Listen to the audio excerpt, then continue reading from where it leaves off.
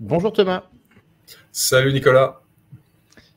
Alors écoute Thomas, super content de te recevoir dans Comptoiria. C'est bientôt l'été, la période un petit peu plus calme. Et donc Thomas, Thomas Gestin, tu es le cofondateur de Yelda.ai qui développe des IA vocales pour les entreprises et les administrations. Et ça, c'est hyper intéressant pour nous sur Comptoiria. Et précédemment, en fait, tu étais le cofondateur d'une agence qui s'appelle KRDS, que je connaissais. Une grosse agence sur les réseaux sociaux, le community management, les débuts de Facebook. Moi, je me souviens même du Facebook login à une époque. C'était il y a quelques temps, mais voilà. Et après, Thomas, j'ai vu aussi que tu t'intéressais très fortement à ces sujets, aux nouvelles technologies, à leur impact, que de temps en temps, tes centres d'intérêt te poussent même un peu plus loin, parce que tu as aussi écrit un livre sur pourquoi Elon Musk ne doit pas envoyer l'homme sur Mars. Donc, on adore ça ici. Donc, tu vas nous en dire un petit peu plus, nous expliquer ta thèse. Avec plaisir. Voilà, bienvenue. Merci beaucoup d'être en tout cas sur le podcast. Merci beaucoup de l'invitation. Parfait pour le petit résumé. Et juste pour compléter, nous, voilà, avec mes camarades associés à la sortie d'école, on a voulu lancer le Facebook français. Parce qu'on avait vu Facebook exploser aux États-Unis, on a vu des Allemands faire la même chose, ça a cartonné pour eux. Nous, on a voulu se lancer aussi, mais on arrivait un peu trop tard parce que Facebook a fini par s'ouvrir en France. Et nous, on s'était lancé avec un système de pseudo et on pensait que les Français ne s'inscriraient pas avec leur prénom-nom sur un site comme Facebook. En fait, c'est ce qu'ils ont fait sans problème. Donc, on a dit bon, ok.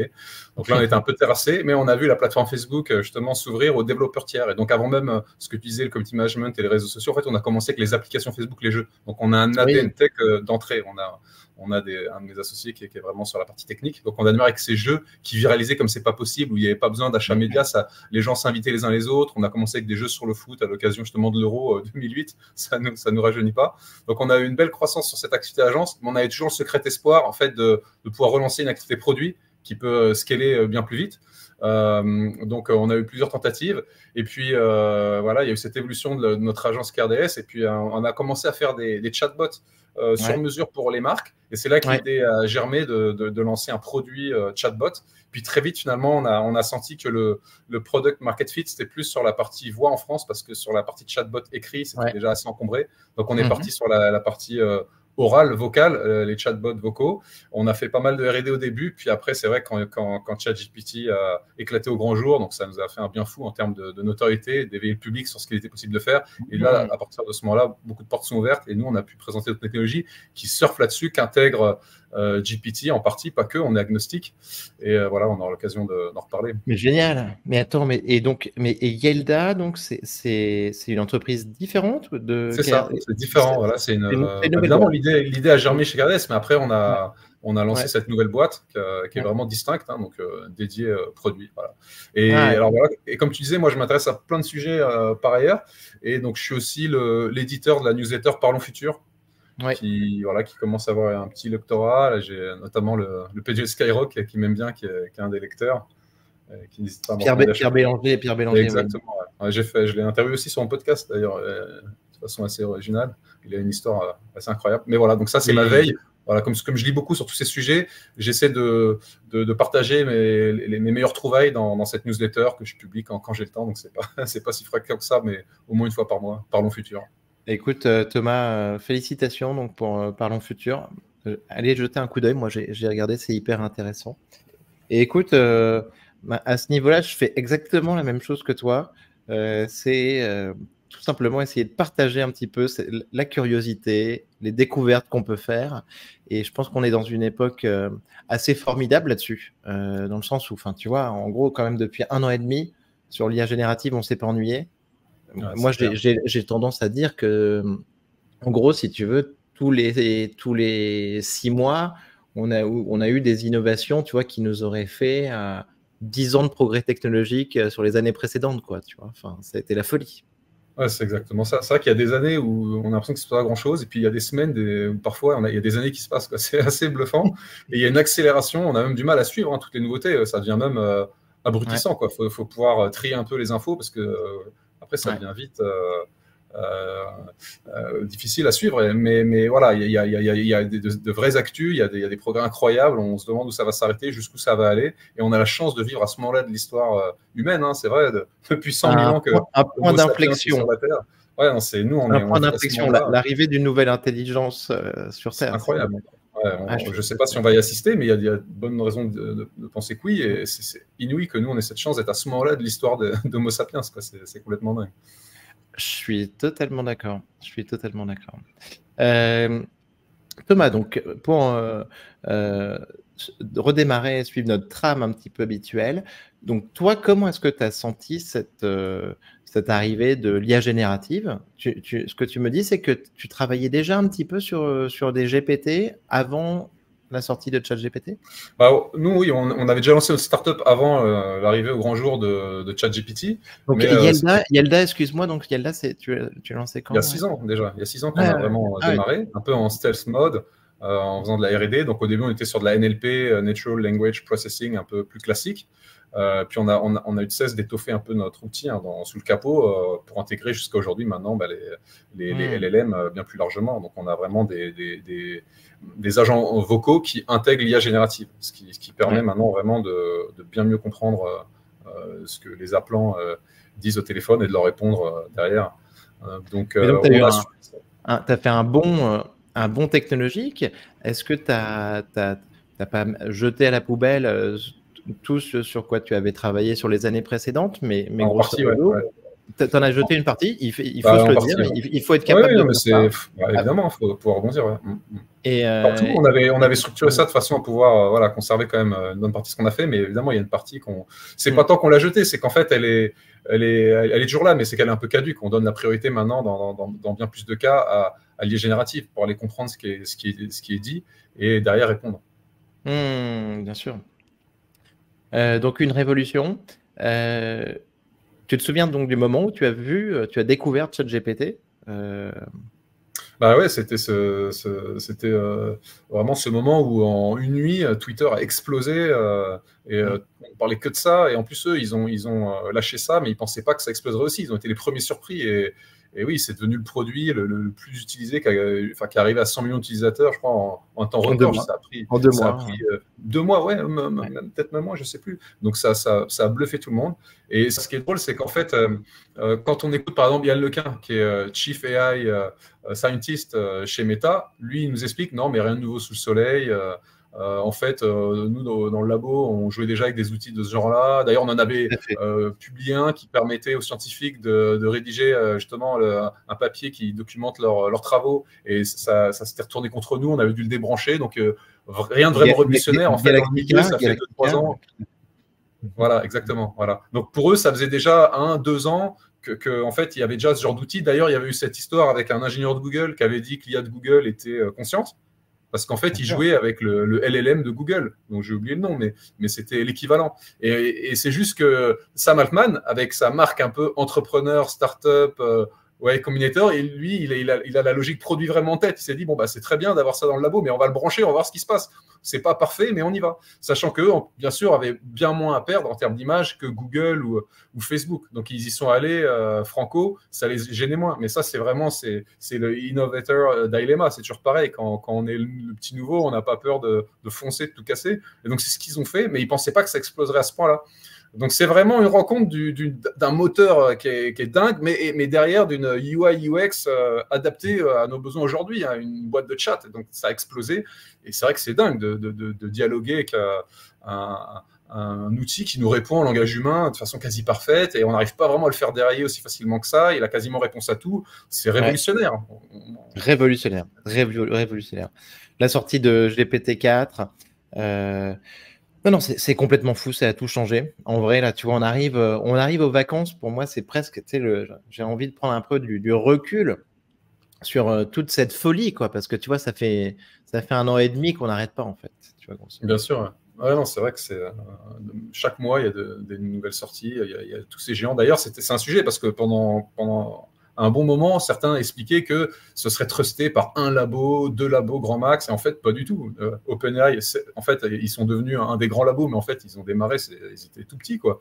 Donc, et ça, c'est toute la partie privée, avec OpenAI qui porte maintenant très mal son nom, mais il y a toute la partie open source, dont on parlera peut-être aussi, mais ça aussi, c'est incroyable. On ne pensait pas qu'ils arriveraient à rattraper leur retard comme ça aussi vite. On a des modèles de plus en plus performants, aussi bien en termes de qualité, mais aussi en termes d'efficacité, de ressources utilisées pour l'inférence, pour derrière générer des résultats. Donc l'open source rattrape. Alors il y a toujours une longueur d'avance sans doute pour OpenAI, mais ils se tirent tous la bourre et il y en a maintenant beaucoup. Donc en fait, tout ça, ça fait que ça va se démocratiser. OpenAI, à chaque nouvelle update, en fait, il baisse le coût aussi derrière de l'accès à l'API. Donc pour toutes les startups, c'est inouï, quoi, derrière de pouvoir proposer des services toujours moins chers. Tu as raison, Thomas. Et au moment où on se parle, là, on est le 16 juillet. Le 23 juillet, au cœur de l'été, on attend la sortie d'un Llama 3, 405 milliards de paramètres, open source, qui est censé avoir des performances extraordinaires. C'est ça. Ils se tirent tous la bourre. Donc, tout ça va... Et d'ailleurs, ça pose vraiment la question d'où est la création de valeur. Parce qu'on a ces groupes comme Meta, eux, ils financent ça sans compter, mais ça va profiter à tout l'écosystème. Clairement, là, ils vont être très loin de capturer l'essentiel de la valeur. Énormément de la valeur sera capturée par les startups, mais surtout par nous, par les utilisateurs finaux, qui vont profiter de biens et services toujours meilleurs pour pas grand-chose, et pour de moins en moins. Donc, ils font ça pour l'écosystème. Évidemment, après, ça permet de faire en sorte que leurs modèles, leurs outils soient les plus utilisés par les entrepreneurs. D'ailleurs, maintenant, en plus, l'image de Zuckerberg, elle est en train d'être redorée. Hein. Beaucoup de développeurs, maintenant, se disent, tiens, il a fait le travail, là, vraiment, et il a tourné la page. Maintenant, il rend service à la communauté. Donc, il se redore bien son image. Il revient en grâce. Je suis complètement d'accord avec toi. Ça change complètement toute la chaîne de valeur de l'innovation, de la technologie. On a bien vu, si tu veux, Microsoft est devenu une entreprise on ne peut plus cool. Microsoft a pris des centaines de milliards de dollars en valeur boursière. Tout ça grâce à son investissement dans OpenAI. Il faut travailler de ça, là, mais en partie. De Microsoft avant l'investissement OpenAI, hein, quand même. Bien sûr. De l'autre côté, ce que tu dis, oui, sur Zuckerberg, avec ses modèles open source. En fait, et tu as totalement raison. Et de l'autre côté, au final, ceux qui ont profité le plus au niveau valorisation, c'est les GAFAM qui ont poussé énormément à ce niveau-là grâce à la vague de l'IA. Ensuite, après, il y a quelques startups dont OpenAI, Anthropic, voilà. Mais après, tu as raison, c'est aussi de la valeur pour les utilisateurs qui ont accès de temps en temps gratuitement à des produits qui sont extraordinaires. Ouais, c'est incroyable, bien sûr. Ça se démocratise, ça n'est que le début, puisqu'on en reparlera peut-être, mais dans les tendances un peu de l'IA générative, tu as la miniaturisation des modèles, mais sans perdre nécessairement en qualité, ce qui fait que maintenant, tu peux les avoir sur ton device, sans même accès à Internet. Tu peux faire de l'inférence, tu peux faire tourner le modèle. Donc, tu es là, tu es perdu dans la forêt, et tu peux reconnaître les feuilles, les objets, tout ce qui est autour de toi. Tu peux aller chercher toute la connaissance de l'humanité compressée comme ça dans ton device. C'est complètement dingue. Donc, Toi, Thomas, l'outil d'IA que tu utilises le plus dans ton quotidien, c'est quoi? Et est-ce que tu as un usage secret ou hyper pratique à nous révéler? Ouais, alors on a des usages perso, pro qu'on utilise à tour de rôle. On utilise beaucoup ChatGPT, il faut dire, pour de la documentation, en fait, pour de la documentation technique. Ça nous fait gagner un temps fou. Après, voilà, il faut savoir le prompter, il faut procéder par étapes. Il ne faut pas croire qu'il va tout cracher d'un coup, mais bon, c'est un peu une science et qui évolue assez vite d'ailleurs. Après, on lui demande d'ailleurs aussi de générer des prompts à ChatGPT. Donc, on le prompte pour qu'il nous génère des prompts à utiliser dans d'autres outils de gestion de projet qui sont pas forcément assez ergonomiques ou qui n'utilisent pas encore l'IA aussi bien qu'il faudrait. Et donc, en fait, c'est bien d'utiliser en relais comme ça derrière, en appui, ChatGPT. Je suis d'accord, on revient toujours à ChatGPT. Pareil, moi, pour faire des prompts dans Midjourney, dans les outils de génération d'images, tu vois, je l'utilise aussi énormément, bien sûr. Ouais. Après, description, extraction d'informations présentes dans des photos, ça c'est très puissant aussi pour annoter des photos, pour comprendre le contenu qu'il y a sur des photos, ça fait gagner un temps fou. Puis sinon, il y a celui que j'aime bien, c'est quand même aussi donc retranscription et résumé des appels. Voilà, donc ça, après, il y a plusieurs outils Évidemment. dans le genre, mais ça, c'est génial. Après un appel, bon, bah, tu as la retranscription, tu as le résumé. Comment? Tu utilises quel outil pour ça? Bon, on utilise plusieurs qu'on teste. Après, il y a ceux de Google qui font aussi l'affaire. Mais honnêtement, ça devient des commodities. Hein. Ils se ressemblent tous, plus ou moins. Je suis tout à fait d'accord. Je tourne un peu entre eux, je vois. Ça devient des commodités, mais par contre, en effet, il y a un impact là-dessus qui est extraordinaire. En productivité, en temps gagné. Moi, je dis qu'on gagne entre 4 et 6 heures par semaine grâce à ces outils. Sans compter, tu vois, la charge mentale, la bande passante que tu peux avoir. Retrouver par mots-clés. On a discuté de quoi? Je retrouve par recherche par mots-clés, je retrouve le passage et tout. C'est incroyable de pouvoir revisiter dans le temps, en fait, ce qui a été dit. Voilà, fouiller sa mémoire par mots-clés, c'est vraiment ça, quoi. C'est fouiller sa mémoire par mots-clés. Mais en fait, tu vois, je suis très curieux là-dessus. J'utilise plein d'outils comme ça. Mais alors, de temps en temps, c'est un peu ridicule parce que j'arrive sur une réunion avec 2 bots, tu vois. Ouais, c'est ça, c'est les bots qui parlent aux bots. Je les compare. Mais après, tu vois, j'achète aussi des petits devices là, qui sont en train d'arriver, tu sais, que tu vas porter autour du cou et qui vont enregistrer tout ce que tu entends, tu vois, en permanence. Oui, il y a ça aussi, bien sûr. Et en fait, moi, je suis très intéressé par ça. Ouais. Et je me dis que, tu vois, bientôt, en effet, toute notre vie va être enregistrée en permanence là-dessus. Et derrière, pour moi, tu vois, tout le monde, tous les salariés du tertiaire, tous les gens qui travaillent, tu vois, dans le service, vont avoir ces outils dans les mois qui viennent. Ouais. Quoi qu'on puisse dire ou taper dans un contexte pro, ça va venir nourrir une mémoire collective d'entreprise et ça pourra être retrouvé par recherche de mots-clés. On pourra retrouver tout. Il y avait une startup qui avait fait ça sur Apple aussi, sur le Mac, où on pouvait retrouver. C'était vraiment la mémoire sur Mac, on pouvait fouiller vraiment par mots-clés. Ça allait chercher partout dans les vidéos, dans les audios, tout. Mais c'était il y a 2 ans déjà, mais c'était pas encore très au point. Mais là, ça va se généraliser à tous les supports. C'est assez évident. Et d'ailleurs, il y a la partie plus large au niveau public. Thomas, en vrai, ça va être, tu vois, en vrai, c'est obligatoire. Tu vois, il y a tellement de gains de productivité, d'efficacité, de facilité avec ces outils. Et autour de moi, tu vois, il n'y a pas encore tant de gens que ça qui l'utilisent. Mais en vrai, je te dis, pour moi, dans 6-12 mois, ces assistants de réunion, je pense que tout le monde doit les utiliser. Bien sûr.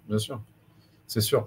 Après, encore une fois, hein, bien souvent, la meilleure réunion, c'est la réunion qui n'a pas eu lieu du tout au départ, parce que la réunionnite, donc c'est ça qui intéresse aussi en tant qu'entrepreneur.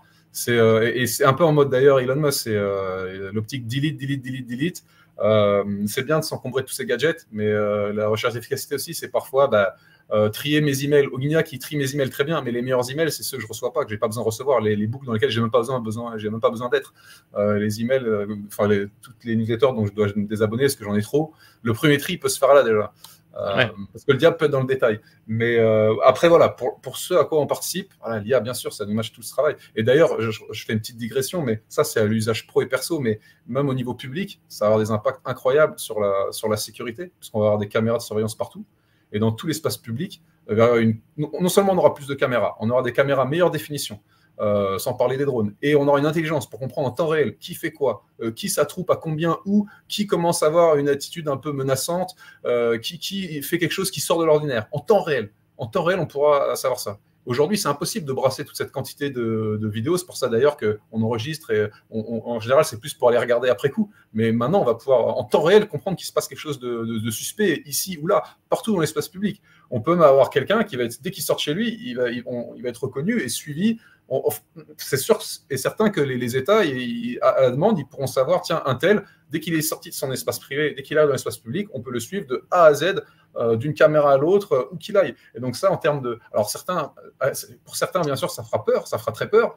Mais bon, si on fait ça dans un État dans lequel on a, par exemple, dans certains pays totalitaires, autoritaires, ça ferait très peur. Dans des pays qui sont des démocraties, dans lesquels on a confiance dans les institutions, on se dit que c'est un outil de sécurité qui, au contraire, doit permettre de mieux vivre ensemble et de limiter les incivilités. Après, voilà, il faut trouver la façon de l'amener aux citoyens, évidemment, mais il y a une opportunité vraiment de mieux vivre, je pense, en société, si c'est bien fait, si c'est bien pensé. Toi, Toi, tu me disais que tu es basé à Singapour. Singapour, au Bah, niveau de cette surveillance, on est peut-être à un niveau un peu plus avancé qu'en France, non? honnêtement, je ne me rends pas compte, c'est difficile à dire, Mm. on ne sait pas tout. Ce qui est sûr, c'est qu'ils font aussi beaucoup jouer avec des robots policiers qui se baladent, mais c'est plus, c'est plus pour les touristes, je pense, qu'autre chose à l'aéroport. Je ne sais pas si ça, c'est encore. Je pense que c'est plus au stade de l'expérimentation et du gadget. Voilà. Après, Mm. Singapour, c'est pas une ville où il y a beaucoup de problèmes de sécurité en tant que tel. Donc, c'est pas, ils font ce qu'il faut. Mais c'est sûr qu'il y a des caméras partout et au besoin, après coup, ils peuvent retrouver le coupable, je pense, à peu près n'importe quel crime, hein, pas de problème. Mais c'est pas là où on a on va dire les études de cas les plus spectaculaires en matière de sécurité. Non, non, mais en tout cas, on va avoir des nouvelles possibilités technologiques là-dessus. Tu as raison sur l'espace public, hein, d'analyser tout ce qui se passe en temps réel. Et ça va être, Ouais. ça va être, je pense, une grande révolution. C'est important Mais aussi même qu'il y ait pour comprendre, un débat de société à ce niveau-là pour savoir ce qu'on va bien sûr. accepter ou Parce pas. que tout l'espace public va être visible, on sera vraiment à poil, quoi. Mais ça peut servir à identifier les fuites de méthane dans le cadre de la lutte contre le réchauffement climatique. Ça peut permettre de superviser la déforestation ou au contraire les endroits où on reforeste pour s'assurer que ceux qui nous disent qu'ils ont reforesté, donc ça veut dire qu'ils ont pu compenser leurs émissions de gaz à effet de serre. On peut le vérifier maintenant bien mieux qu'avant, parce qu'on on prend bien plus de photos, des photos de bien meilleure qualité et qu'on peut maintenant comprendre en temps réel. C'est vraiment flagrant. Je ne parle même pas des applications dans l'art de la guerre en Ukraine en ce moment, où ils sont en train de tout révolutionner. Ils sont en train de tirer des enseignements maintenant, même qui bluffent les Américains et les Français et tous les autres. Donc, voilà, le mélange de plus de capteurs et plus d'intelligence couplée, c'est vraiment de la dynamite, quoi, pour mieux comprendre et agir sur notre monde de façon plus intelligente en optimisant l'usage de nos ressources. Faire plus avec moins. Dans l'agriculture, saupoudrer de l'engrais, juste la quantité qu'il faut, au moment où il faut. Pareil pour l'eau. Donc en fait, on va se retrouver à avoir une agriculture plus productive en utilisant moins d'engrais et moins d'eau. Parce qu'on l'utilise à bon escient. Juste la quantité qu'il faut, au moment où il faut.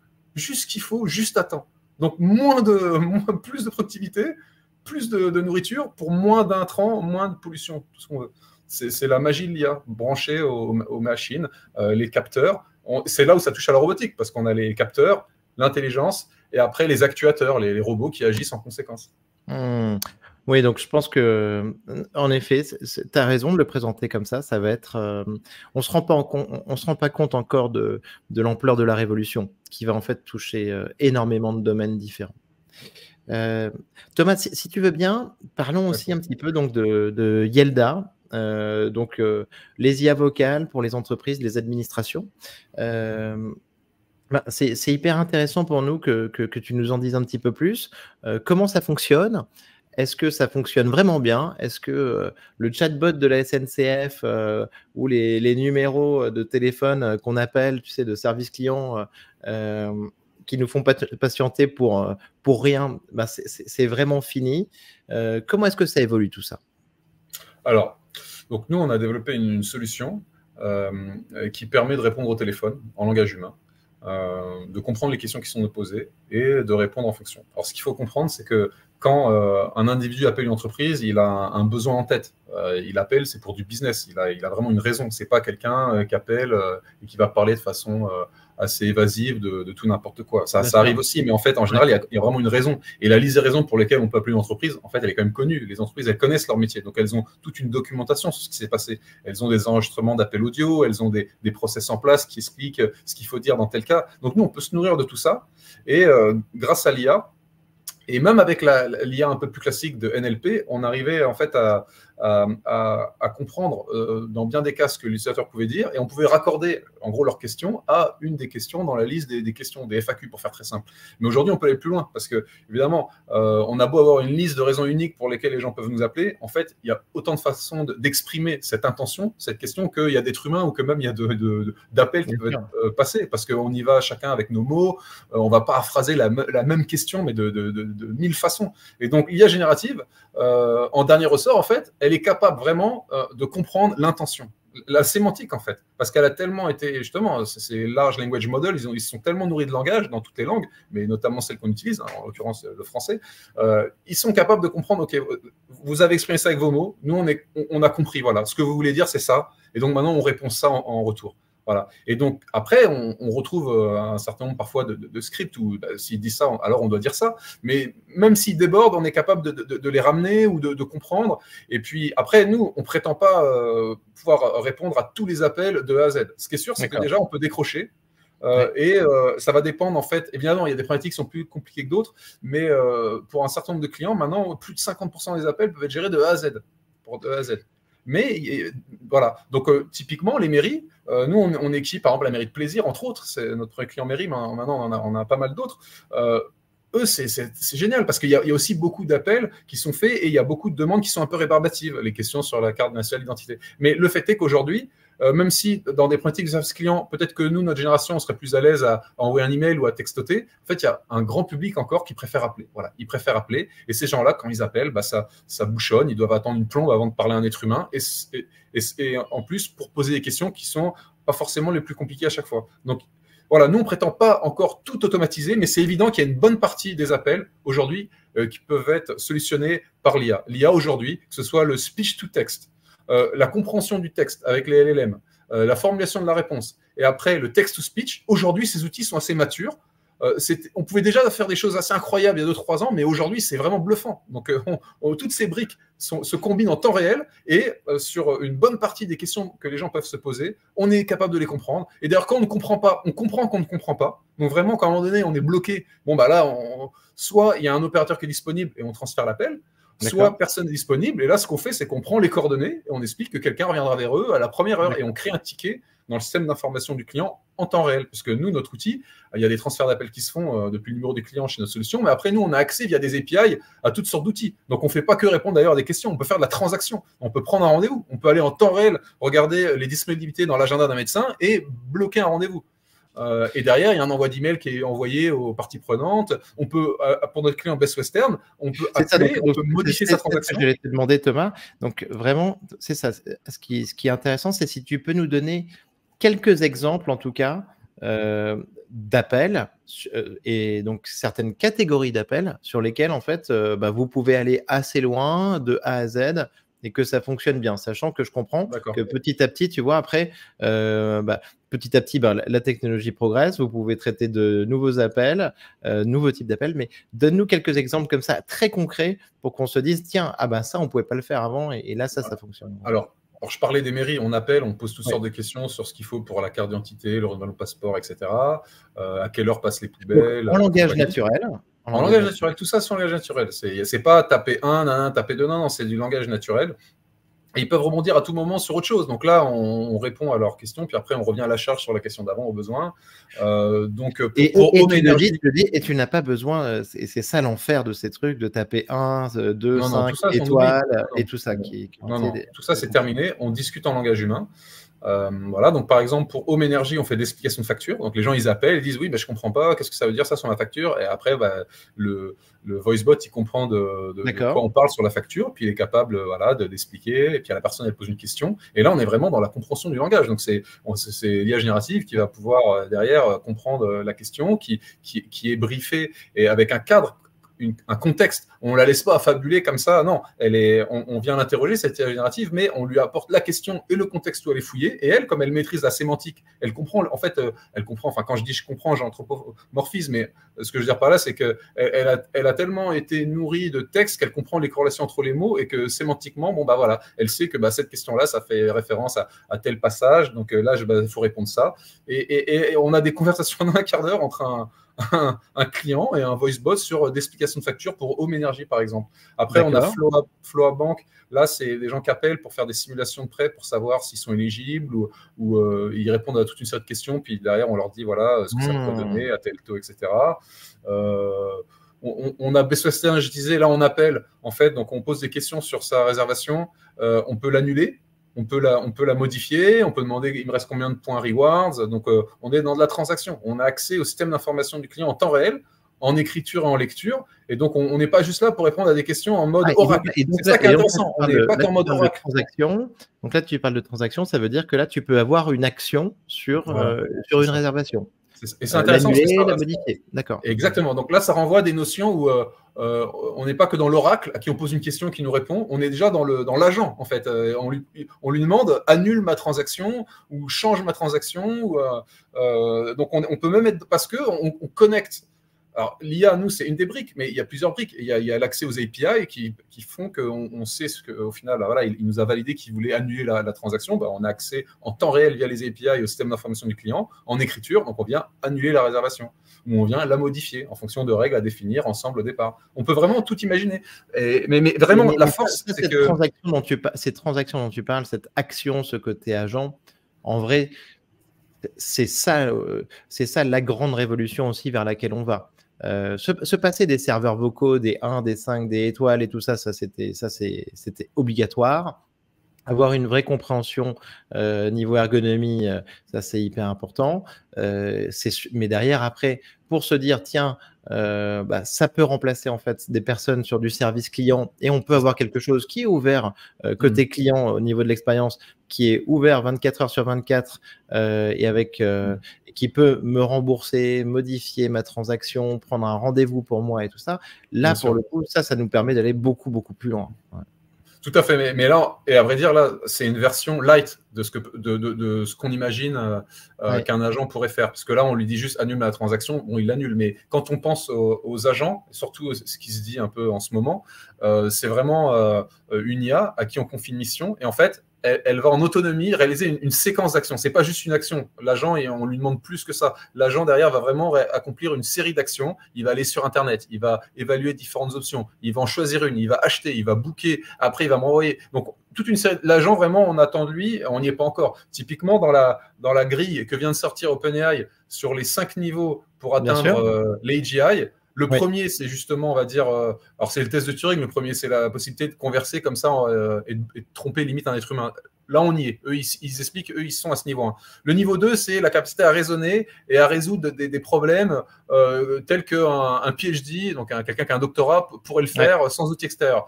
Ils disent, voilà, on va bientôt basculer sur le niveau 2. Et le niveau 3 sont les agents. Les agents, on les laisse en autonomie accomplir une série d'actions en notre nom. Et c'est là, d'ailleurs, où ça peut devenir très dangereux. Parce que moi, c'est le niveau qui commence vraiment à m'inquiéter, celui des agents. Parce que vous imaginez, on laisse à une IA accès à Internet, à un compte en banque, avec la capacité de convaincre, de persuader un être humain, un freelance. Il y avait eu un test déjà, ça doit avoir 2 ans cet exemple.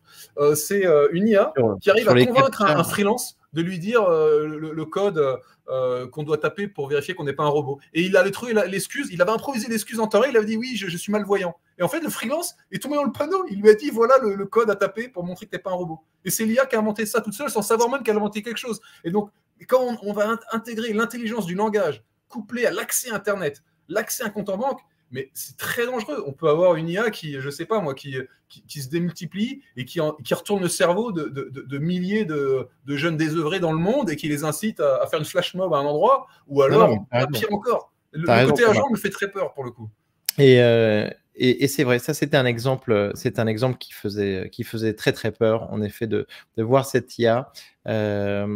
Donc c'était dans les programmes de safety, de test d'OpenAI, et de voir cette IA, oui, c'est ça, qui était capable de se faire passer pour un malvoyant, de le rémunérer sur une plateforme de freelance en se faisant passer pour un malvoyant comme justification. Ouais. Pour revenir sur ce que tu disais, c'est très important. Merci d'avoir cité ça, Thomas, aussi. C'est oui, OpenAI vient de sortir une grille de lecture, en effet, du futur de l'intelligence artificielle.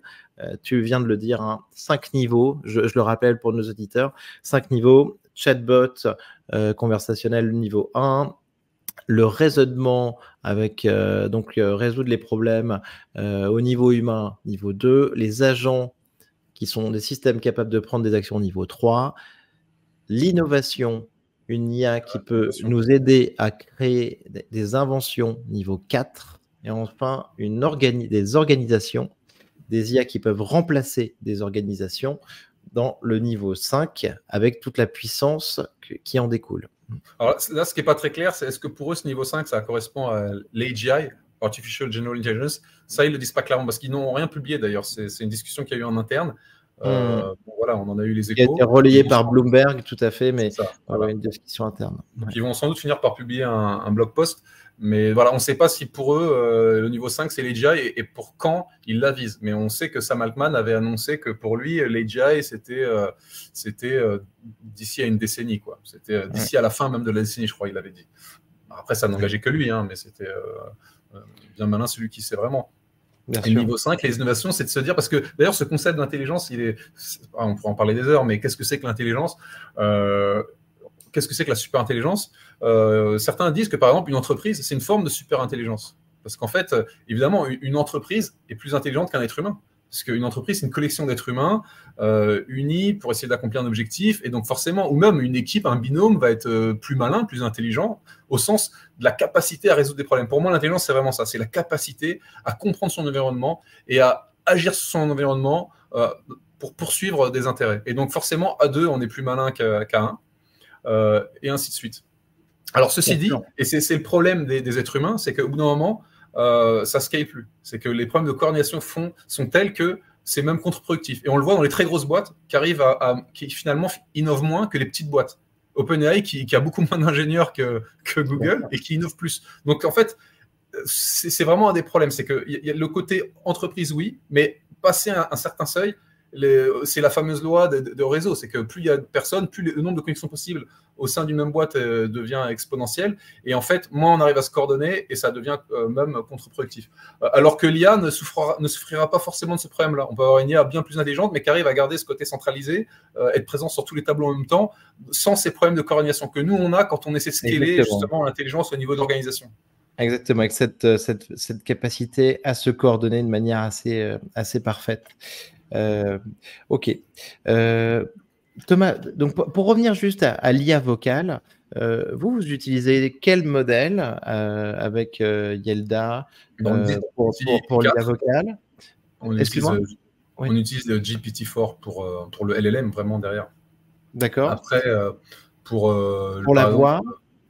Pour la voix, on utilise Eleven Labs. On a longtemps utilisé les voix Google, mais là, on est en train de migrer sur les voix Eleven Labs. En fait, c'est un arbitrage entre le lag et la fluidité, le côté naturel de la voix. Donc, pendant un temps, on a jugé que Eleven Labs, c'était bien, mais il y avait un peu trop de lag, un peu trop de temps pour vraiment générer derrière. Donc, mais là, on arrive au moment où on peut switcher. Et même avec l'IA générative et Eleven Labs, voilà, le lag reste acceptable. Alors, c'est pas aussi fluide que la dernière démo de GPT-4 Omni, mais ça, c'est une démo qu'ils ne peuvent pas mettre dans les mains de tout le monde parce que ça consomme trop de ressources. Mais c'est le sens de l'histoire. On y arrivera. Pour l'instant, on n'y est pas encore exactement de notre côté. Mais voilà, donc sur la partie voix, c'est Eleven Labs. Après, sur tout ce qui est speech to text, on utilise plusieurs IA et tout ça en temps réel, ça mouline. Par exemple, quand quelqu'un épelle un numéro ou un mot, il y a des IA qui sont meilleures que d'autres pour ce type précis d'activité. Donc nous, on va comprendre quand quelqu'un épelle quelque chose, on comprend qu'il est en train d'épeler quelque chose, et donc on va faire monter au créneau tel outil, tel IA, plutôt qu'une autre, et donc tout ça, voilà, tourne sous le capot. Mais on est assez agnostique, et puis voilà, ça c'est. Alors moi, je suis pas ingénieur moi-même, mais les ingénieurs, bon, ils s'éclatent et puis ils regardent ce qui se fait de mieux. Alors QTI, ça a pas mal tourné là, parce qu'ils ont sorti aussi une démo. Alors, on se demandait ce qu'ils faisaient dans leur labo, puis là, ils ont mis un peu une claque à tout le monde. Ils se sont dit, ok, bon, vous n'êtes pas nombreux, on ne savait pas trop ce que vous faisiez, mais là, ok, on a compris qu'il fallait compter sur vous. Et encore un labo, encore une équipe française qui impressionne le monde, ça fait plaisir, vraiment, cocorico. Et donc, ils sont en train de regarder ça aussi, pour voir ce que ça donne. Bien sûr, parce que donc il va y avoir un modèle open source Moshi, donc de QTI, que potentiellement vous pourriez utiliser. Bien sûr. Voilà, nous on est agnostique. Puis c'est vrai que nos clients, plus on leur explique que tout se fait en France, que ce soit de l'hébergement. Alors nous on est chez Clever Cloud, tous les serveurs sont vraiment physiquement en France. Donc que ce soit de l'hébergement en passant par tous les outils, si on utilise du Mistral, on est en train d'intégrer Mistral. Donc évidemment, c'est aussi le sens de l'histoire. On a cette chance incroyable. Ce qu'on disait tout à l'heure, c'est non seulement on est un pivot on va dire, dans l'histoire de la technologie et peut-être même de l'économie, mais en plus, on a des acteurs français de taille. Alors évidemment, nous, très modestement, on apporte notre petite pierre à l'édifice sur la partie produit, mais on a des acteurs de taille sur la partie vraiment technologique, voilà, QTI. Et c'est tellement important. C'est tellement important d'avoir un petit peu un contrôle sur ces briques technologiques avec des acteurs français. Heureusement qu'on a ça. Je suis tout à Ah fait ouais, bien d'accord. sûr, ça c'est vraiment un privilège qu'on a en France. Thomas, donc, toi, donc cette IA vocale, tu la vois aller jusqu'à où là? Tu es quand même sur le sujet via Yelda. Alors, Sur 2024, 2025, alors, c'est quoi les projections que tu te fais? Qu'est-ce qu'elle va finir par faire, cette IA vocale? alors l'IA vocale, c'est très simple. De moins en moins de lag, de plus en plus d'émotions. Comprendre quand on est interrompu. Enfin, vraiment déjà, à minima, c'est ce que nous a montré OpenAI dernièrement. Mais voilà, généraliser à tout le monde tout le temps. C'est là. Alors là, tu parles des IA vocales. Bon, j'élargis un peu plus à, on va dire, l'IA générative. C'est la multimodalité. C'est le fait que moi, je partage de la vidéo, je partage de l'audio, des photos, du texte, et on me répond avec ce que je demande. Ça peut être tour à tour, audio, vidéo. Là, ce qui va être le plus dur, c'est la vidéo. Évidemment, les photos, on a déjà des choses incroyables quand on voit les progrès sur Midjourney en quelques années, c'est complètement dingue. L'audio, maintenant, on a Donald Trump qui rappe, c'est assez bluffant. Tout le monde va pouvoir s'improviser musicien, plus ou moins. Le texte, j'en parle même pas. Alors, le texte, c'est vrai que c'est linéaire. Les mots, ils sont les uns à la suite des autres. Le corpus total de mots dans un dictionnaire, il est limité. Forcément, c'est ce qui va être plus simple à quelque part. Alors, c'est toujours facile de le dire après coup. Mais moi, j'ai écrit des articles déjà en 2017 qui expliquait que l'IA pourrait sans doute générer un épisode de Game of Thrones avant fin 2030. Donc j'ai un peu vu tout ça arriver parce que je me suis dit, au final, une photo, c'est une combinaison de pixels. Les mots, bon, bah, c'est une combinaison de lettres. Au bout d'un moment, si on abreuve des IA d'assez de tous ces mots, de tous ces textes, il va finir par recracher ça un peu. D'ailleurs, comme nous, êtres humains, parce que c'est marrant parce qu'on peut comparer ça à l'intelligence humaine et on sait bien qu'il y a des cas où nous, quand on mobilise notre intelligence, on est vraiment dans un mode logique, on raisonne par A plus B, mais il y a aussi un mode où on régurgite. En fait, sans même trop réfléchir par A plus B, on recrache, on paraphrase, comme un perroquet finalement. Et donc, il y avait ce fameux papier, les Stochastic Parrot, pour se moquer des LLM. Mais en fait, nous, dans une bonne partie des cas, c'est ce qu'on fait. Un enfant qui... D'ailleurs, on le voit bien quand on apprend la grammaire en français. Il y a des fois, c'est inexplicable. On explique aux enfants, non, mais c'est à force de lire, tu verras, à force de lire, la grammaire, elle va rentrer dans ton cerveau. Et bien ça, c'est exactement le stochastic parrot. C'est exactement s'abreuver de texte. Et plus j'ai lu du texte, plus la grammaire, elle vient à moi naturellement. C'est pour ça qu'il y a plein de gens, c'est un peu comme Jourdain qui fait de la prose sans le savoir. Et ben, on finit par maîtriser la grammaire. C'est pas parce qu'on a fait des exos de grammaire qui nous ont cassé la tête tant que ça à l'école. C'est à force d'écouter les formules, les tournures de phrases, ben, on les intègre, on arrive à les reproduire naturellement. Et bah ça, c'est le stochastic parrot. Donc en fait, on est complètement calé sur un LLM à ce niveau-là. On fait des connexions neuronales, un Exactement, petit peu comme celle voilà. qui se passe avec les réglages des paramètres dans un Mais on ne modèle. fait pas que ça. Il y a aussi des moments où on mobilise notre comment on l'appelle, préfrontal cortex, le cortex. J'ai oublié le nom en français, mais voilà, cette partie vraiment qui a émergé en dernier dans notre cerveau. Et là, c'est vraiment la logique pure, les maths, et c'est ce qui est le plus dur. C'est là où on a le plus de mal à rester concentré, mais c'est là aussi où on va être le plus rationnel, où par A plus B, on va éliminer, on va raisonner. Et ça, typiquement, c'est ce que les LM ont beaucoup de mal à faire. Encore. Donc on est là-dessus, ça c'est le grand sujet du moment. Donc l'auteur. Ah oui, et juste oui, pour compléter sur ta question, ce qui manque à ça, c'est que dans la dernière démo d'OpenAI, on a une IA qui est parfaite au niveau voix, mais il n'y a pas l'avatar. Mais la finalité dans tout ça, et là on aura fait le tour du langage humain, c'est d'avoir un avatar tridimensionnel photoréaliste qui en temps réel te répond, donc qui allie l'image au son. L'image là, ça commence à être quasiment parfait, c'est bluffant, mais t'imagines la puissance de calcul qu'il va falloir pour générer l'avatar. Et là, ça pourrait être toi, ça pourrait être un proche, ça pourrait être un acteur qui sera généré de façon photoréaliste. Tu ne pourras pas savoir si c'est un être humain ou si c'est l'avatar qui est motorisé par l'IA. Tu as tout à fait raison. Et en fait, dans ma question de l'IA vocale, je pense qu'en effet, c'est vraiment se leurrer de se dire qu'on va se limiter à une IA vocale, là où on peut avoir un avatar photoréaliste généré donc totalement en live en fait, hein, Ouais, et voilà. avec Sans qui on lag. pourrait faire l'équivalent d'un FaceTime. Exactement. Et on ne verra pas la différence. Et ça veut dire que cet avatar, d'une certaine manière, même s'il exprime certaines émotions, tu vois, au final, il donnera quelque chose d'encore plus riche que juste une conversation qu'on peut avoir à la voix. Et donc, on peut tout à fait aller vers ça. Ouais. Et c'est pour ça que j'ai beaucoup de problèmes avec, par exemple, le film Her, qui est génial en soi, qui était avant-gardiste, mais c'est les problèmes qu'on peut avoir avec les films de science-fiction, c'est que tu dis, mais pourquoi s'arrêter à la voix? C'est évident qu'on peut mettre un avatar réaliste, et d'ailleurs en réalité augmentée, en réalité virtuelle à terme. Et ça sera aussi réaliste que d'avoir l'être humain. Alors évidemment, il manquera la partie charnelle, qui est quand même importante aussi. Bon, ça, c'est sûr que ça va être plus compliqué. Mais pour le reste, pour ce qui est des relations à distance ou des échanges à distance, pourquoi ne pas... Voilà. Et puis cette fameuse IA dans Her, elle peut avoir 1000 clients, mais il y a le côté personnalisation. Et ça, c'est aussi un des éléments que je voulais ajouter sur l'IA générative. Donc, il y a le côté multimodal, on l'a dit, et puis il y a le côté personnalisation. On va avoir des IA qui ont de la mémoire et qui vont évoluer avec moi. Et en fait, au bout d'un moment, cette instanciation de cette IA qui a appris à mes côtés en écoutant mes réponses avec sa mémoire, elle va être différente de la tienne. Et elles ne vont pas être compatibles, elles ne peuvent pas merger comme ça, elles vont évoluer séparément, elles ont chacun leur chemin. Ce qui fait que même si quelqu'un finit par tuer ou éliminer mon IA que j'ai éduqué pendant 10 ans, mais je vais ressentir un deuil. Et sans doute qu'on pourra porter plainte. Et à un moment donné, il va y avoir des questions légales qui vont se poser sur la personnalité de ces IA qu'on a éduquées. On va se sentir vraiment... C'est vrai que et Sam Altman nous avait prévenu là-dessus. Hein. Pour l'instant, la fonctionnalité memory de ChatGPT, je trouve que c'est pas hyper développé. C'est que le début. Mais il nous a prévenu que la personnalisation, c'était en effet l'une des grandes dimensions sur lesquelles ces modèles vont évoluer. Et il nous a prévenu aussi en nous disant qu'au début, ça risquait de nous rendre assez mal à l'aise. Ouais. Bien sûr, mais c'est normal parce qu'on découvre, mais en même temps, ça rend service. Parce que est-ce qu'on a envie de toujours avoir à réexpliquer les mêmes choses éternellement? Bien sûr que non. On a envie qu'elles nous connaissent, qu'elles connaissent nos goûts, qu'elles puissent faire un restaurant pour nous. C'est vrai qu'on s'en rend bien compte là-dessus. C'est aller plus loin que le chatbot, aller beaucoup plus loin que les instructions personnalisées, en effet. Et ça va être fascinant. Thomas, continuons si tu veux. Passons à Elon Musk. Alors, Elon Musk, donc tu as quand même écrit un bouquin sur Elon Musk. Pourquoi Elon Musk ne doit pas envoyer l'homme sur Mars? Alors, avant de passer à Mars, j'aimerais que tu nous donnes un petit peu ton point de vue sur les robots. Tu as dû regarder d'assez près quand même ce qu'il fait avec Optimus, donc des Tesla à la verticale.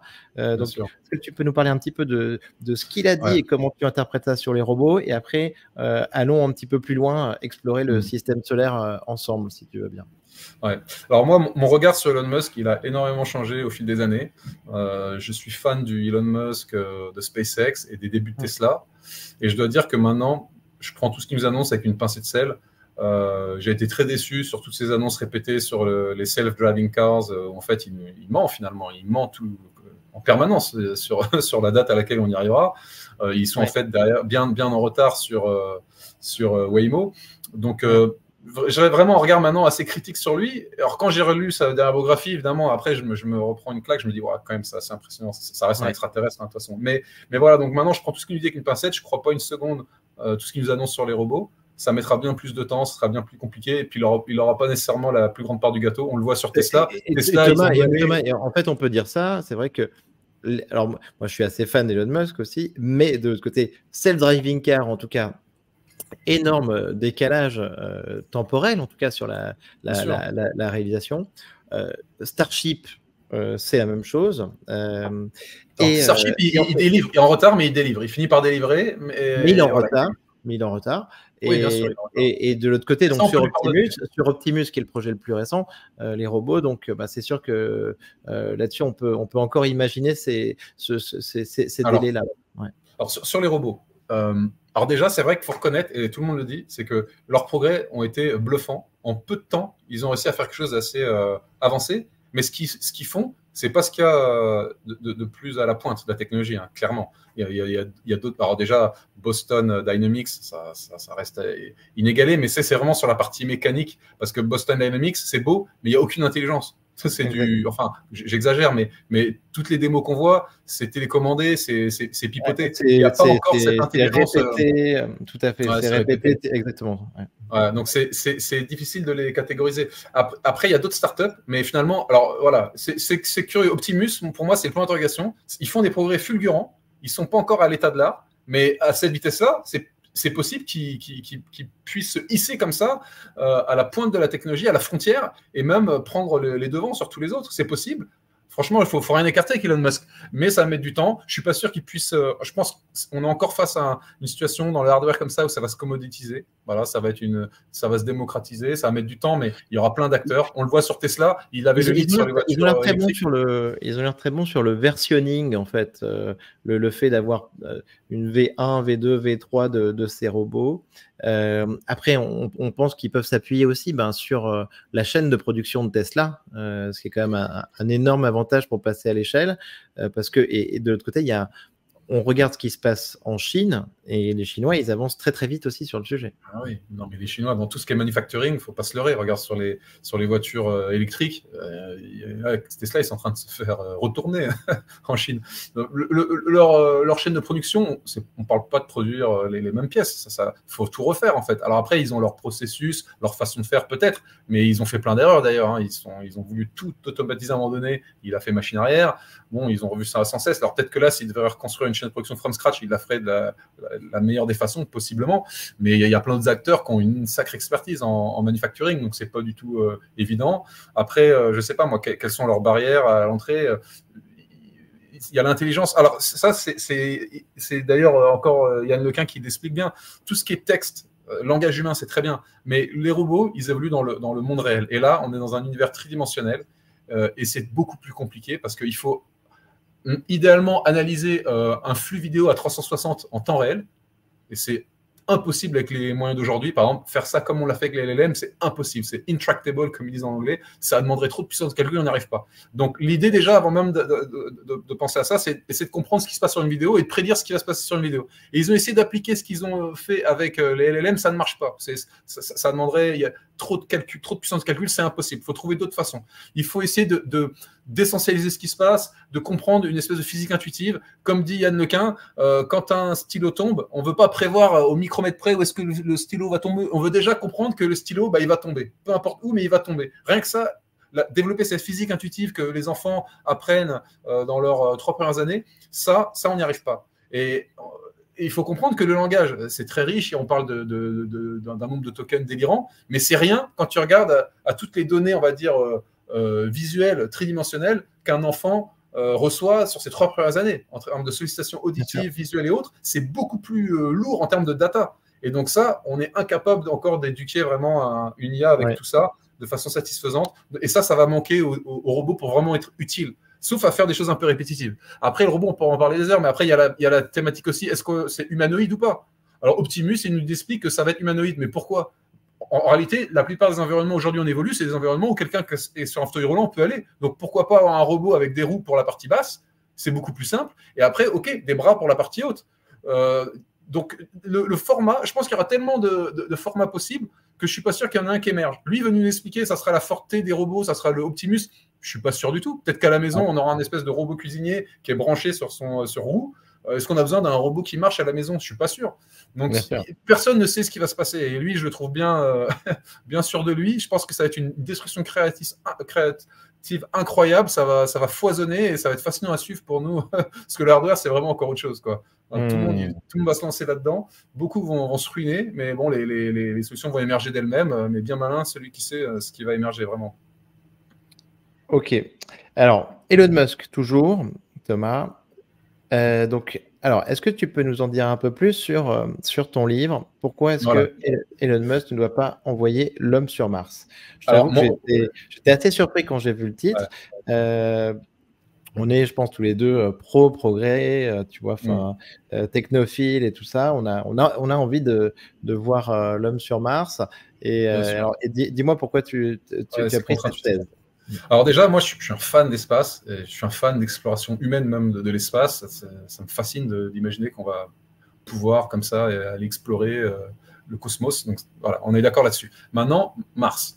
Il se trouve que Mars, c'est une planète qui est proche de la Terre finalement, où la vie a pu apparaître, où la vie existe peut-être même encore, parce qu'il y a des habitats, c'est-à-dire des endroits où potentiellement la vie, telle qu'on la connaît d'ailleurs sur Terre, la vie microbienne, a pu apparaître, a pu exister, pourrait encore subsister et pas forcément très loin de la surface. Il y a des expériences qui ont été menées où, dans les conditions de Mars, de pression atmosphérique, de composition de l'atmosphère, de température, de rayonnement, où des lichens, c'est-à-dire une espèce de mousse de champignons et des microbes, ont réussi à métaboliser en étant à l'ombre. Donc en étant en partie à l'ombre, pour être protégé, on va dire, des rayonnements, avec l'humidité qui règne là-bas, avec la pression atmosphérique bien plus faible, très très ténue, malgré tout cela, de la vie terrestre a réussi à métaboliser. Donc, en fait, il y a des habitats possibles, on n'est pas sûr, mais c'est possible, pas forcément très très loin de la surface. Donc, la vie, il y a peut-être des restes de vie, des débuts de vie, de la proto-vie qui aurait pu apparaître. Donc, il y a peut-être des traces de cette activité qui seraient fascinantes à étudier.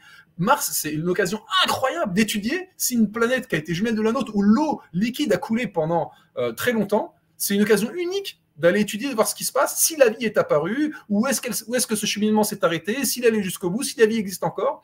Et le problème, c'est que c'est un environnement très vulnérable parce que ces habitats ne sont pas forcément très loin de la surface. Et comme Mars, même si elle est ténue, cette atmosphère, il y a une atmosphère avec des vents. Et en fait, si on envoie l'homme sur Mars, c'est évident qu'à un moment donné, il y aura un crash ou qu'il y aura des microbes qui vont être libérés par les hommes, parce qu'on en a plein dans nos tripes, dans l'air qu'on respire. Quand on va ouvrir à un moment donné le sas, on va forcément libérer des microbes. Et il y a des microbes qui vont fatalement pouvoir être baladés par les vents et atterrir dans ces habitats potentiels, et ça va polluer la recherche. Donc toi, tu veux en fait préserver, tu veux préserver Mars en fait pour l'expérience. Et c'est pour ça que tu penses que c'est pas une bonne idée. C'est une opportunité unique. Et une fois qu'on a souillé Mars avec nos microbes, il n'y a plus de retour en arrière. C'est très compliqué. Parce que il se peut même qu'il y ait une origine commune à la vie sur Terre et sur Mars. Il se peut même que la vie terrestre vienne de Mars. Et donc, il y a potentiellement un bagage génétique en commun. Il faut comprendre que la vie sur Terre, on n'a même pas encore fait le tour de toute la vie sur Terre. On a découvert, il n'y a pas si longtemps que ça, un pan entier de la vie vraiment microbienne qu'on ne soupçonnait pas. Donc, en fait, on va arriver sur Mars. Il se peut qu'il y ait un bagage génétique commun avec nos microbes, et donc ça peut brouiller, ça peut compliquer inutilement, ça peut effacer ces traces ou les souiller. Je dis non, laissons Mars à nos robots, on a le temps, il n'y a aucune urgence. En fait, toutes les raisons qu'il avance pour justifier le fait d'envoyer des hommes au plus vite, c'est juste pour le spectacle. Mais on a vu sur la Lune ce qui s'est passé, on y a envoyé les missions Flag and Footprint, puis après les gens finissent par se lasser. Et là, ce serait criminel d'y aller pour quelques opérations Flag and Footprint. Et puis, en fait, au passage, on aura souillé cette occasion unique de l'étudier avec nos robots, calmement, où on peut les stériliser bien mieux. Alors, c'est pas encore parfait, mais on fait chuter le risque de façon drastique en envoyant que nos robots stérilisés plutôt que des êtres humains. Voilà. Et nous, on peut s'éclater dans l'espace. Il y a plein de choses à faire. Il y a les stations spatiales. Mais alors, qu'est-ce que tu penses qu'est-ce qu'on fait en attendant alors? Qu'est-ce qui peut être déjà, il y a l'exploration non humaine avec justement le Starship qui permet d'envoyer des sondes bien plus loin, bien plus grosses, pour bien moins cher, aux confins du système solaire. Donc, on peut aller étudier, par exemple, Titan. Titan, c'est un astre incroyable avec une densité une pression atmosphérique, une densité telle que si on est sur Titan et qu'on se met des ailes, en battant des ailes, on peut s'envoler. Donc, il y a des astres incroyables qu'on a envie d'aller étudier. C'est une lune de Jupiter, c'est ça, non? Non, de Saturne. De Saturne. Une lune de Saturne. Voilà. Un satellite de Saturne. Ouais. Voilà, c'est un satellite. Donc, Titan, c'est plus gros que la planète Mercure, c'est plus gros que notre Lune.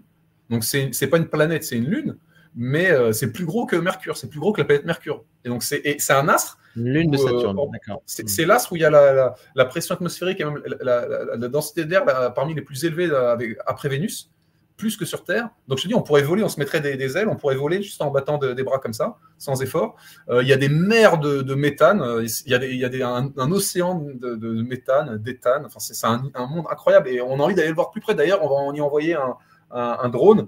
Dans presque 10 ans, il va partir bientôt, mais il va mettre 7-8 ans à arriver. Donc, il y a plein de choses qu'on peut faire déjà sans les êtres humains. Après, pour ce qui est des êtres humains... Toi, Titan, par exemple, tu penses que c'est quelque chose d'intéressant où il y a à l'explorer, quoi. C'est ça. Voilà, avec nos sondes, voilà. Après, les êtres humains, pourquoi pas, mais ça, il faudra la motorisation peut-être avec la fusion nucléaire pour y arriver en quelques années, sinon ça met 10 ans, c'est très compliqué, très cher, etc. Maintenant, moi, ce que j'aimerais bien qu'on fasse, c'est une station spatiale avec, gravité artificielle, tu sais, qui tourne sur elle-même. Bien sûr. Parce que le problème aussi, c'est ça, on en parle peu, mais c'est en fait, on n'est pas fait pour supporter ces exemples-là, on les voit dans. Tu as le film Elysium, là, notamment. Je pense que Odyssey, The Creator un peu plus récemment. Puis, 2001 l'Odyssée de l'espace. Ah oui, mais ça, pour moi, t'imagines, 1968, ce film visionnaire. Interstellar aussi, on le voit dans beaucoup de films, et ça permet de garder sa santé, parce que tu as de la gravité artificielle, mais au moins tu as un peu les pieds sur terre, entre guillemets, et on peut déjà s'éclater à faire ça. Alors ça va être bien plus abordable de le faire justement grâce au Starship d'ailleurs, puisqu'on va pouvoir envoyer plus de masse en orbite plus facilement. Donc ça peut être des projets vachement intéressants à faire. On peut aller sur la Lune, on peut établir une base sur la Lune, on peut même envoyer une station en orbite de Mars. Mais aller fouler Mars, et attention, moi quand je dis ça, j'ai beaucoup de difficultés parce que c'est mon cerveau rationnel, après avoir analysé le sujet, il me dit non, ça sert à rien d'y aller, laissons ça aux scientifiques, aux robots. Par contre, mon cerveau reptilien, il a qu'une envie, c'est de voir le Starship se poser sur Mars et quelqu'un descend en scaphandre. Mon cerveau reptilien, il attend que ça. Et si ça se produit, quand ça va se produire, je vais être le premier à regarder. Mais je suis tiraillé en fait entre mon cerveau reptilien qui a envie de voir ça et mon cerveau rationnel qui me dit ce serait sans doute une erreur a priori. Super intéressant. Donc, merci beaucoup Thomas. Je recommande. Tout le monde pourra trouver tes travaux, tes réponses, tes réflexions là-dessus. Donc sur Parlons Futur. Il y a aussi donc ta page Quora hein, où tu as notamment cette définition d'une planète qui est quand même assez intéressante. Hein.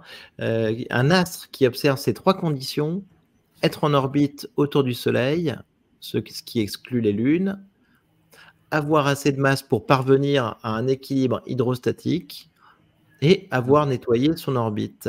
Je lisais ça hier, je trouvais ça quand même assez intéressant. On n'a pas forcément tous ces paramètres en tête systématiquement. Alors, pour commenter parce que ça peut paraître un peu compliqué. Alors, quand je dis le Soleil, ça c'est pour ce qui est de notre système solaire, mais une planète, évidemment, ça peut être dans un autre système solaire, donc c'est un astre, on va dire, une étoile. Voilà. Donc, ça disqualifie, par exemple, Titan et Ganymède, qui sont des astres bien ronds, plus gros que Mercure, que la planète Mercure, mais comme ce sont des lunes, en fait, des satellites d'autres planètes, et qui tournent autour de planètes, mais pas directement autour du Soleil, ils sont disqualifiés ces deux-là. Après, l'équilibre hydrostatique, l'idée c'est de se dire que il y a une phase où ils étaient, alors soit ce sont des boules gazeuses et là naturellement ça se répartit comme une sphère, soit ça a été des espèces de masses de lave en fusion, et du coup ça a pu être modelé par la gravité, par la force centrifuge, et ça a pu s'arrondir. Comme les planètes telluriques, les planètes comme la planète terrestre. Pourquoi elle est ronde? Pourquoi même la Lune est ronde? Parce qu'à un moment donné, c'est une grosse boule de lave, toute molle, qui a pu se laisser façonner par la gravité et la force centrifuge, quand elle tournait aussi. Donc ça fait quelque chose de bien rond. Mais ce qui est marrant, c'est que la sphère, c'est pas forcément la seule façon d'arriver à un tel équilibre. Il y a des astres qui ont la forme d'un ballon de rugby, par exemple. Par contre, si on est trop petit, il n'y a pas assez de gravité pour arriver à ce résultat. On va rester avec la forme d'une espèce de grosse patate. C'est le cas des astéroïdes parce qu'ils sont trop petits. Donc, on a les liaisons moléculaires de cette roche qui sont plus forts que la gravité qui ferait vraiment faire s'affaisser comme ça. Mais selon la vitesse à laquelle on tourne, au moment où tout ça se fait, la température de fusion de la roche en fonction de plein d'autres paramètres, il y a d'autres équilibres auxquels on peut arriver. Il y a notamment une forme de donut qui est possible. J'ai vu ton exemple. On l'a jamais découvert. Ça m'a fait délirer. La planète donut. Physiquement. Si jamais, peut-être qu'on trouvera ça, mais il y a une configuration telle en termes de processus d'évolution comme ça, un astre, qui fait qu'on pourrait arriver à un équilibre avec une forme de donut ou même une forme d'altère avec 2 boules ou 3 boules ou 4 boules. Enfin, c'est du délire que les physiciens ont en vrai, dans l'univers, il n'est pas impossible que tu en aies un comme ça de donut. Hein. Ouais, c'est pas impossible. Et le dernier critère, c'est celui qui disqualifie Pluton, c'est qu'il faut avoir nettoyé son orbite. C'est-à-dire qu'en fait, l'idée d'une planète, d'ailleurs pourquoi les planètes se forment, c'est qu'elles tournent autour d'un astre et elles viennent nettoyer tous les petits morceaux qui s'agrègent les uns aux autres du fait de la gravité, en fait. Donc ça s'agglutine, et en fait, à force d'avoir tout agglutiné, il n'y a plus rien à agglutiner sur cette orbite-là, et on a tout nettoyé. Et ça, c'est une définition qu'ils ont prise, c'est complètement subjectif. Hein. Et Pluton, en fait, comme il est beaucoup plus loin du Soleil que les autres planètes, elle met beaucoup plus de temps à faire le tour. Et en fait, elle n'a pas eu le temps vraiment de tout nettoyer. Donc il y a plein de miettes qui sont encore un peu sur son orbite, mais qu'elle va peut-être jamais rencontrer parce que le temps qu'elle fasse le tour, tout est en rotation en même temps. Et donc, elle n'a pas suffisamment nettoyé. Donc, on a disqualifié Pluton. Mais bon, encore une fois, c'est subjectif. Hein, c'est un délire d'astronome. C'est pas moi j'ai repris. C'est pas moi qui ai inventé cette définition. Je ne savais pas que c'était ça qui avait disqualifié Pluton, parce que quand on m'a appris moi le système solaire, tu vois. En effet, Pluton en faisait partie. C'est ça. C'est partie des 9 planètes et plus maintenant. Ouais. Selon cette vision suggestive. Thomas, cette définition qu'on donne. Thomas, dernier point, est-ce que tu as une timeline, toi, pour l'AGI? Alors, l'AGI. C'est la grande question. Non, j'en ai pas parce que qui suis-je pour vraiment en avoir une? Moi, je suis pas le. Quand je vois que les experts n'arrivent pas à se mettre d'accord entre eux, typiquement, je pense pas que les LLM, après très humblement, mais soit un chemin vers les GI. On peut les faire scaler encore, mais ils ont pas, ils peuvent pas comprendre le monde tel qu'il existe vraiment. Ils n'ont pas développé cette physique intuitive. Ils sont pas confrontés au monde tel qu'on le voit. Ils sont juste sur le texte, qui est juste une version très partielle du monde qui nous entoure. Donc ils peuvent pas. Et puis ils n'ont pas encore maîtrisé la logique pour de vrai. En fait, les liens de causalité, c'est juste c'est juste un perroquet qui régurgite de façon maligne la bonne réponse par rapport à la bonne question. Mais ça va. Je ne sais pas s'ils arriveront à faire scaler ça autant qu'il faudrait. En tous les cas, ils ont raison d'essayer de continuer à le faire scaler.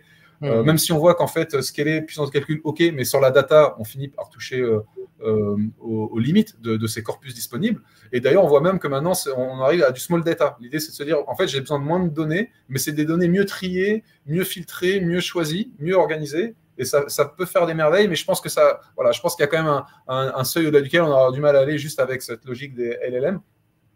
Et donc, je m'en remets aussi bien souvent à Yann Lequin, quand même, le chief architect de Meta, français, et qui lui-même dit qu'il ne sait pas. Et il dit, ils essayent, ils ont des pistes, mais personne ne sait vraiment quand est-ce qu'on arrivera à l'AGI. Donc, c'est peut-être pour dans 5 ans. Comme dit Ray Kurzweil, il dit 2029. Il dit ça depuis 30 ans. Il a visé juste sur plein d'autres prévisions. Donc peut-être, ou peut-être que ça ne viendra jamais, ou peut-être que ça mettra 50 ans. Et il y a une question intéressante derrière, c'est une fois qu'on a l'AGI, est-ce que derrière il y a le Artificial Super Intelligence, ASI, qui arrive combien de temps derrière? Est-ce que c'est le slow take-off ou est-ce que c'est le fast take-off?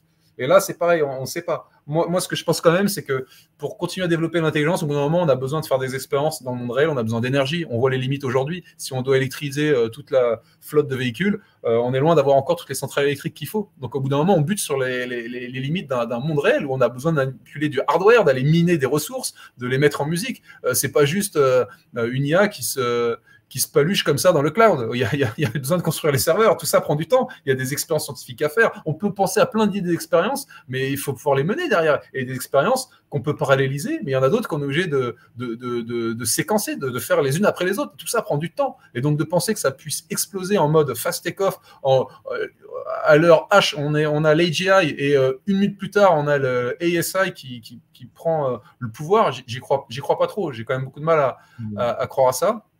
En tout cas, ce que certains disent, c'est que on aurait intérêt à ce que on arrive assez vite à l'AGI, parce que si on arrive assez vite à l'AGI, comme il y aura des contraintes sur la puissance de calcul, ça ne pourra pas de toutes les façons être un fast take-off. Ça sera forcément un slow take-off parce qu'on sera limité par la puissance de calcul disponible dans le monde. Ce qu'on appelle en anglais computer overhang. C'est la disponibilité d'ordinateurs qui pourraient être par exemple piratés par une IA qui réquisitionnerait toute la force de calcul de tous les ordinateurs du monde.